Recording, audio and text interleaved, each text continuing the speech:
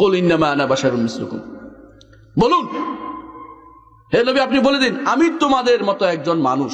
অনেকে মানুষ মানতে রাজি নেই, জানেন কিনা? একটা বিরাট গোষ্ঠী বলে মানুষ না তো কি, হ্যাঁ নূর, তো নূর কি মানুষ কি আগে বলেন না? হ্যাঁ মানুষ না তো কি, ফেরেশতা চিন তো কি, কিছুই বলতে পারে না, শুধু একেবারে একটা সুযোগ পাইছে নূর। আবার কেউ তো বাড়াই বাড়াই আল্লাহ নূরে বলে ফেলে, নাউজুবিল্লাহ। শিরিক কাকে বলে কত প্রকার কি দেখাই দেন, আল্লাহ নূর বলে শিরিক হয়ে যাবে।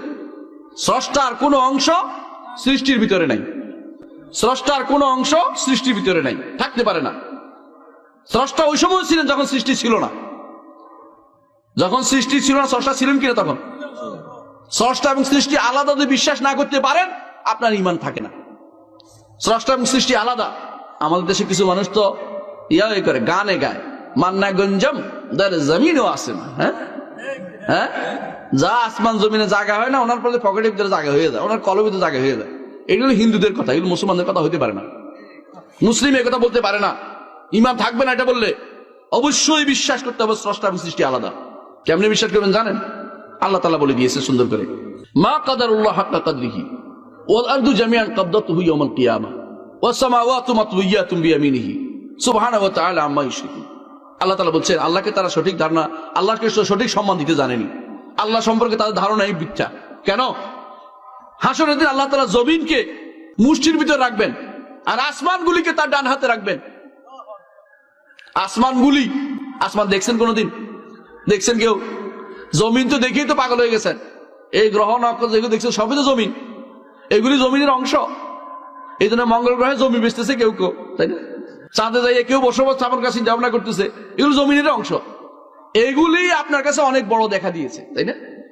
এগুলি যদি আপনি সব, যারা আজ আকাশ নিয়ে গবেষণা করে তারা বলছে যে এই যেগুলি আছে সবগুলি ক্ষুদ্র ক্ষুদ্র ক্ষুদ্র।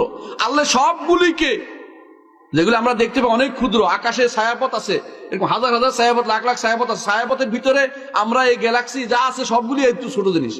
যদি আল্লাহর এই সবগুলিকে তিনি ডান মুষ্টির ভিতরে রাখেন, রব্বুল আলামিন কত বড়, আযীম, আল্লাহু আকবার মিন কুল্লি শাই, তিনি মহান, তিনি বড়, তার চেয়ে বড় আর কিছু হতে পারে না। আল্লাহ তাআলা অন্য আয়াতে বলছেন ওয়াস সামাওয়াতু মাতউইয়াতুন বিয়ামিনিহি, তার ডান হাতে আল্লাহ তাআলা বলছেন তার সমস্ত আসমান সবগুলি পেছানো থাকবে। আল্লাহ তাআলা অন্য আয়াতে বলছেন ইয়াউমা নাতুইস সামাআ কাতাইয়ি সিজরিল কুতুব, যেদিন আমি রাখবো কাগজ যেভাবে একটার উপর একটা ভাঁজ করে রাখে, আসমানগুলিকে আমি আমার হাতে ভাঁজ করে রাখবো। আল্লাহ মহান আল্লাহ কত বড়, তাকে আপনি বানাচ্ছেন আপনার কলের ভিতরে ঢুকে গেছে না, নাউযুবিল্লাহ। মানে আপনি কি এতই আল্লাহ তাআলা সম্পর্কে এত অজ্ঞ থেকে যাবেন সারাটা জীবন? আল্লাহ সম্পর্কে আপনার জানার কি একটু প্রয়োজন মনে করছেন না? রাসূলুল্লাহ সাল্লাল্লাহু আলাইহি ওয়াসাল্লাম কি বলেছেন? আসমান জমিন সহ যত কিছু আছে সব আল্লাহর কুরসির মধ্যে 7টা দিরহামের মতো। দিরহাম বুঝেন? টাকা, টাকা মুদ্রা আছে না, যত কিছু আছে না আসমান জমিন সবগুলি আল্লাহর কুরসির মধ্যে 7টা দিরহামের মতো। ওয়াসিআ কুরসিয়ুস সামাওয়াতি ওয়াল আরদ, আল্লাহ তাআলা বলছেন আসমান জমিন সব তার কুরসির ভিতরে জায়গা হয়। আর কুরসি হচ্ছে আরশের সামনে ফেলে রাখা ছোট্ট একটা জায়গা। আরশও কত বড়, ওয়াল আরশু লা ইয়াকদিরু কাদরু ইল্লাল্লাহ, আল্লাহ ব্যতীত আরশ সম্পর্কে কেউ জানে না। রব্বুল আলামিনকে আপনি কি বানাচ্ছেন কত ক্ষুদ্র, আপনি এটাকে বানাচ্ছে কেউ কেউ বলে অনুপরমাণু, নাউযুবিল্লাহ। এই সবই হচ্ছে এই জন্য আল্লাহ সম্পর্কে মানুষের ধারণা শুদ্ধ নয়। আল্লাহ সম্পর্কে মানুষ ঈমান শুদ্ধ আনতে পারেনি। বিশ্বাস করতে হবে যে আমরা ক্ষুদ্রাতি ক্ষুদ্র জিনিস, আমাদের চেয়ে বড় বড় গ্রহ নক্ষত্রগুলো আল্লাহ তাআলা ডান হাতে মুষ্টির ভিতরে থাকবে হাসরের দিন সবগুলি। তাহলে এই রব্বুল আলামিনকে আপনি কি মনে করতেছেন? আপনি বলেন যে মান্না গুঞ্জম, এটা বলতে পারে কোনো মানুষ? আকীদা কেমনে শুদ্ধ করবেন? কোন জায়গা দিয়ে শুদ্ধ করবেন? কত ভুল আপনি দেখতে পাচ্ছেন। হ্যাঁ, একজন বলেছিল যে সর্বাঙ্গে ব্যথা, ওষুধ দেবে কোথা? সব জায়গায় ব্যথা তার। তো আমাদের অবস্থা হচ্ছে এরকম। আপনি আল্লাহ সম্পর্কে এখন ঈমানটা শুদ্ধ করতে পারেনি আমরা। ইন্নাল্লাযীনা আমানু ওয়া আমিলুস সালিহাত কানাত লাহুম জান্নাতুল ফিরদাউসি নুজুলা খালিদিনা ফিহা লা ইয়াবগুনা আনহা হিওয়ালা। সেখান থেকে বের হতে চাইবে না। জান্নাত থেকে কেউ বের হতে চাইবে না। সবাই বলবে যে এটা শান্তি। এমনকি প্রত্যেক ব্যক্তি সর্বশেষ জান্নাত যাবে, সে 10টা জান্নাত, দুনিয়ার মতো 10টা পাবে। আল্লাহ সুবহানাল্লাহ, দুনিয়ার মতো 10টা পাবে সে। জান্নাতে এমন এমন গাছও আছে যার 100 বছর গাছের ছায়া দিয়ে বাহন দিয়ে যেতে পারবে, 100 বছর। এটা হাদিস, সহিহ হাদিসে সাব্যস্ত। এত বড় জান্নাতে যেতে চান না? আল্লাহ তাআলা এই জন্য বলছে আরদুহাস সামাওয়াতু ওয়াল আরদ সারি'উ ইলা মাগফিরাতিন মির রাব্বিকুম ওয়া জান্নাতিন আরদুহাস সামাওয়াতু ওয়াল আরদ, দ্রুত এগিয়ে আসো তোমাদের রবের ক্ষমার দিকে, ও জান্নাতিন, এমন জান্নাতের দিকে আরদুহাস সামাওয়াতু ওয়াল আরদ, যার আয়তন আসমান জমিন, মানে যেটা মানুষ বলে না বিরাট আসমান জমিনের আসমানের মতো বড়, বড় বোঝানোর জন্য বলছে, আর কি বুঝাবে আপনাকে, এত বড় আরদুহাস সামাওয়াতু ওয়াল আরদ, মোবারকা বলে এটাকে, মানে বাড়তি বোঝানোর জন্য, কত বড় আসমান জমিন। জান্নাতের দিকে যেতে হলে ঈমান এবং আমল সালেহ লাগবে। ঈমানটা বক্তব্য করতেই হবে, শিরক থেকে মুক্ত থাকতেই হবে, আমল সালেহ করতে হবে, রসুল যা করেছেন তা করতে হবে, রসুল যা করেননি তা পরিত্যাগ করতে হবে। এই জন্য যে এটা বেদাত, আর বেদাত হচ্ছে পথভ্রষ্টতা, রসুলের সাথে অন্য কাউকে সমকক্ষ করার কোনো সুযোগ নাই, করলে ঈমান চলে যাবে।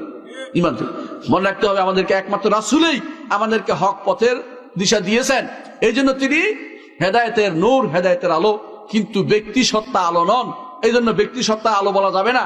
এই জন্য কেন ব্যক্তি সত্তা আলো? আল্লাহ তাআলা তার কিতাবকেও নূর বলেছে, কোরআনকেও নূর বলেছে। কোরআন কি আলো বেরোচ্ছে? অর্থাৎ কোরআন পড়লে সে আলো দিয়া আলোকিত হবে, এটার উদ্দেশ্য। রাসূলকে মানলে সে আলো দিয়ে আলোকিত হবে, হেদায়েতের আলো হবে। কিন্তু ব্যক্তি সত্তা নূর বানানো ইসলামে জায়েজ। এই জন্য কুল ইন্নামা আনা বাশারুম মিসলুকুম। তবে পার্থক্য কি? ইউহা ইলাইয়া, আমার কাছে ওয়াহী আসে, রাসূলের কাছে ওয়াহী আসে, আর কারো কাছে ওয়াহী আসে না। আর কারো কাছে ওয়াহী আসে? কেউ মানুষটা এলহামের দাবি করে, হ্যাঁ, কেউ মানুষ এলহামের, কেউ তো এলহাম নয়, কেউ কিন্তু হুজুরের কাছে কাশফ হয়েছে। হুজুরের কাশফ, হুজুরের কাশফ প্রচার করার জিনিস না। যদি আল্লাহ কাউকে সম্মানিত করেও, এটা গোপন রাখার জিনিস, এটা দিয়ে প্রচার করার জিনিস। দুনিয়া একটা কাশফ আর কারামত দিয়ে ভরাই হচ্ছে। কাশফ আর কারামতের জ্বালায় অনেক সময় থাকাই যায় না, শুধু কাশফ আর কারামত বর্ণনা করতেছে, আর কিছু নাই। আর থাকলে তো ওনার নিজে, আপনার কি লাভ? আপনি বর্ণনা করে কি? আপনি কাশফ কারামত ব্যবস্থা করেন, আপনি কারামতের ব্যবস্থা, আল্লাহর কাছে সম্মানিত হন, আপনি ইবাদত করেন আল্লাহর বেশি বেশি করে, আপনি কিছু পাবেন। কিন্তু আপনি নিজে আরেকজনের কারামত দিয়ে কি বাড়াতে চান নাকি? আরেকজনের কারামত দিয়ে আপনি পারবেন কি দিয়া? আপনাকেও আল্লাহর ওলি হন, নেককার হন, ভালো কাজ করেন, কিন্তু আপনি নিজে বানিয়ে বানিয়ে আরেকটা কেন করতেছেন? আরেকজনের কথা বর্ণনা করে আপনার লাভটা কি? এটি হচ্ছে আরেকজনের জিনিস দিয়ে নিজে অপরের জন্য পোদ্দারি করা, এগুলো শরীয়তে অনুমোদিত নয়। ইন্নাল্লাযীনা আমানু ওয়া আমিলুস কানাতুহুম জান্নাতুল খালিদিন লা ইয়াবুনা কুল্লাহু কানা মিদাদা কালিমাতিহি লা নাফিযা ক্বাবলা আন তানফিযা কালিমাতু রাব্বি ওয়া লাউ জিনা বিমিসলিহি মাদাদা কুল ইন্নামা আনা বাশারুম মিসলুকুম ইউহা ইলাইয়া আন্নামা ইলাহুকুম ইলাহুন ওয়াহিদ। তোমাদের ইলাকে একজন, আল্লাহ, ইলাকে একমাত্র আল্লাহ। এইটার জন্য এত দুনিয়ার সব ঘুরে আয় না, এই কথাটা বলছে যে আল্লাহকে একমাত্র ইলাহ মানো। মান কানা আখিরু কালামি লা ইলাহা ইল্লাল্লাহ দাখালাল জান্নাহ। সব আল্লাহকে একমাত্র ইলাহ মানলে, একমাত্র তারই ইবাদত করলে, ইবাদতের কোনো অংশ কাউকে না দিলে আপনার এই লাভটা হবে।